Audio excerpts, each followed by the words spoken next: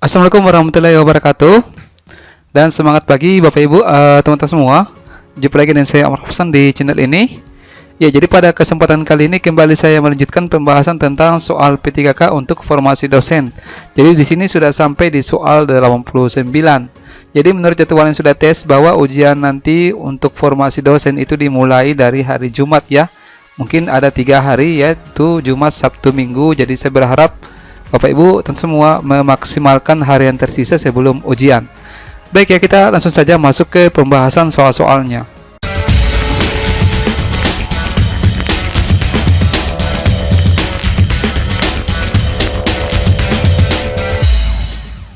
Ya, jadi soal di 89 ini sudah pernah saya munculkan di soal bagian sebelumnya ya. Dan saya sempat jadikan tugas dan sudah ada yang kerja, yaitu jawabannya adalah A, yaitu penetapan peringkat akreditasi. Jadi kegiatan di sini untuk kegiatan mengolah dan menganalisis data dan informasi dari perguruan tinggi untuk pemohon akreditasi untuk menetapkan peringkat akreditasi program studi dan atau perguruan tinggi itu dilakukan pada tahapan penetapan peringkat akreditasi. Jadi di video sebelumnya itu sudah ada penjelasan bahwa ada 3 tahapan dalam pelaksanaan akreditasi, yaitu ada evaluasi data dan informasi, kemudian ada penetapan peringkat akreditasi, serta ada kegiatan tahapan pemantauan dan evaluasi peringkat akreditasi. Di video sebelumnya ini sudah saya jelaskan. Bapak Ibu bisa dirincikan ya, bisa dituliskan kembali, disaling beberapa kegiatan yang ada di setiap tahapan pelaksanaan akreditasi. Ya. Baik, soal nomor 90. Nah, pada penilaian akreditasi yang dilakukan, jumlah kriteria yang akan dinilai itu sebanyak 9 ya, sebanyak 9 kriteria yang akan dinilai dalam penilaian akreditasi. Yang pertama adalah visi misi, tujuan dan strategi dari perguruan tinggi atau prodi. Kemudian ada tata pamong, tata kelola dan kerjasama. Kemudian ada mahasiswa. Kemudian ada sumber daya manusia, keuangan, sarana dan prasarana, pendidikan, penelitian, pengabdian kepada masyarakat, serta luaran dan capaian tridharma. Ya. Nomor 91. Nah, di sini berikut ini merupakan jenjang program yang bisa diselenggarakan dalam sebuah perguruan tinggi berbentuk akademi, kecuali ya. Jawabannya di sini yang tidak termasuk ya, yaitu program profesi. Nah, sedikit penjelasan di sini, yaitu PT berbentuk akademi merupakan jenis pendidikan vokasi dalam satu atau beberapa cabang ilmu pengetahuan dan teknologi tertentu melalui program diploma 1, program diploma 2, program diploma 3 dan atau program diploma 4 atau sarjana terapan. Nah, kemudian akademi terdiri atas paling sedikit 1 program studi pada program diploma 3. Kemudian sebutan pimpinan untuk akademi adalah itu direktur. Jadi ini merupakan karakteristik dari perguruan tinggi yang berbentuk akademi. Ya. Baik, nomor 92. Ya, 8 nomor lagi ya sampai di 100, tapi nanti kita lanjutkan lagi. Jadi tidak sampai 100. Sampainya Bapak Ibu tentu semua ini memaksimalkan materi ini untuk persiapan tes. Baik, berikut ini pernyataan yang tepat mengenai institut. Jadi ini salah satu bentuk perguruan tinggi lagi ya, yaitu institut. Oke, kita perlihatkan lagi. Saya atur nafas dulu ya. Ya, jawabannya adalah D, yaitu jumlah program studi minimal 3 program studi. Nah, kalau yang tadi itu perguruan tinggi berbentuk akademi, sekarang perguruan tinggi yang berbentuk institut. Jadi jenis pendidikan akademik untuk institut ya, merupakan jenis pendidikan akademik dan dapat menyelenggarakan pendidikan vokasi dan atau profesi dalam sejumlah rumpung ilmu pengetahuan dan teknologi tertentu. Nah, yang bisa dibuka itu bisa program sarjana, program magister, program doktor, program diploma 3, program diploma 4 atau sarjana terapan, program magister terapan, program doktor terapan, dan atau program profesi. Jadi institut itu paling sedikit 3 program studi pada program sarjana yang paling tepat. Untuk sebutan pimpinannya adalah rektor. Jadi ketua ini salah. Jumlah program studi minimal 5 program studi, salah ya. Kemudian tidak dapat menyelenggarakan pendidikan profesi, itu dapat, itu boleh. Kemudian untuk E, tidak dapat menyelenggarakan pendidikan vokasi. Justru institut ini merupakan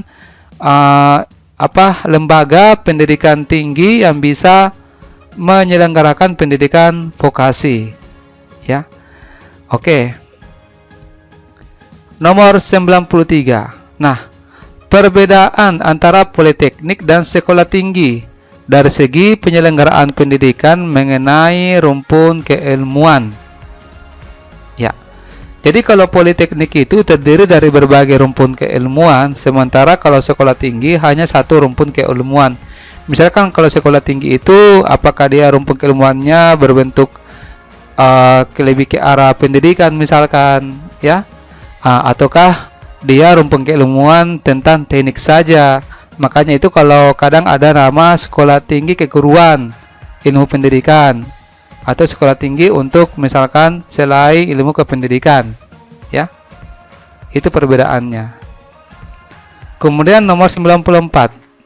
Jenis pendidikan vokasi dalam satu atau beberapa cabang ilmu pengetahuan dan teknologi tertentu dengan jumlah minimal 1 program studi pada program 3 dinamakan.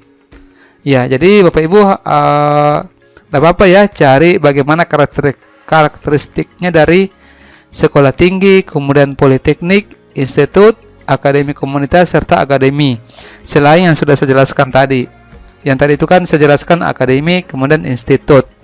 Nah, boleh cari yang lain pengertiannya. Kemudian nanti boleh dilihat kira-kira ini masuk kategori apa. Ya, jawabannya adalah akademi. Kemudian untuk di sini akademi komunitas. Ya, jadi ini merupakan salah satu bentuk perguruan tinggi juga, akademi komunitas. Menyelenggarakan pendidikan vokasi di daerah kabupaten kota yang berbasis keunggulan lokal atau untuk memenuhi kebutuhan khusus pada jenjang. Ya. Jadi akademi komunitas ini menyelenggarakan pendidikan vokasi program diploma 1, ya, atau dan atau program diploma 2 di daerah kabupaten kota yang berbasis keunggulan lokal atau untuk memenuhi kebutuhan khusus. Ya. Sebutan pimpinan untuk akademi komunitas itu adalah direktur. 96. Pimpinan tertinggi pada sebuah institut dinamakan, ya, rektor. Nah, ini ada penjelasannya tadi ya. Untuk yang belum termuat, yang tadi ada institut, ada politeknik, ada akademi komunitas. Ini tentang institut. Jadi institut ini merupakan jenis pendidikan akademik, ya, dan dapat menyelenggarakan pendidikan vokasi dan atau profesi. Jadi bisa vokasi, bisa juga profesi. Dalam sejumlah rumpun ilmu pengetahuan dan teknologi tertentu melalui program sarjana, program magister, program doktor, jadi bisa ya program doktor, program diploma 3, program diploma 4 atau sarjana terapan, program magister terapan. Wah, agak banyak-banyak ya bisa dibuka ini. Program doktor terapan dan atau program profesi. Institut terdiri atas paling sedikit 3 program studi pada program sarjana. Kemudian sebutan pimpinannya adalah rektor. Ya. Kemudian kalau ini suatu perguruan tinggi, saya turun napas dulu ya. Ini untuk, ya, saya cas dulu laptopnya, ini mau lowbat, tunggu dulu ya. Oke, lanjut. Nah, suatu program tinggi menyelenggarakan program pendidikan program sarjana, program magister, program doktor, program diploma 3, program diploma 4 atau sarjana terapan, program magister terapan, program doktor terapan, dan atau program profesi. Program pendidikan yang diselenggarakan meliputi program vokasi dan dengan jumlah rumpun ilmu pengetahuan dan teknologi hanya 1. Maka program tinggi tersebut dipimpin oleh seorang. Ini kira-kira karakteristik dari apa? Apakah institut atau politeknik, akademi komunitas atau politeknik? Yang jelas bisa dipimpin oleh ketua. Kalau ketua itu sekolah tinggi ya, sekolah tinggi. Nah, jadi ini merupakan karakteristik dari sekolah tinggi karena rumpun keilmuannya di sini cuma 1. Kemudian jumlah minimal program studi pada perguruan tinggi berbentuk universitas ya adalah 5. Ini yang bisa minimal 5 program studi yang bisa dijalankan untuk universitas. 99 terdapat 6 sekolah tinggi yang melakukan merger gabungan menjadi, jadi ada beberapa sekolah tinggi, 6 sekolah melakukan penyatuan ya menjadi satu bentuk perguruan tinggi baru yang memiliki program studi farmasi, program studi kimia, program studi biomedik, program studi ilmu pertanian, dan program studi ilmu komunikasi dan program studi hukum. Bentuk perguruan tinggi yang baru tersebut dinamakan adalah universitas. Jadi misalkan kayak ini ya, saya cerita sedikit, kayak saya tempat mengajar saya itu ada beberapa ini sekolah tinggi ya, itu bergabung menjadi universitas. Itu tahun kemarin Bapak Ibu ya teman-teman. Ini sedikit info ya. Jadi saya ngajar di sekolah tinggi, kemudian satu yayasan itu ada beberapa sekolah tinggi juga, ada 3, itu menyatu menjadi universitas. Itu sejak tahun kemarin. Oke, ini sedikit informasi ya. Nomor 100, bukan nomor terakhir ini ya. Nah, suatu perguruan tinggi memiliki program studi pada jenjang sarjana, yaitu pendidikan TIK, kemudian pendidikan biologi, pendidikan lingkungan hidup, pendidikan bahasa Inggris. Perguruan tinggi tersebut dipimpin oleh seorang rektor.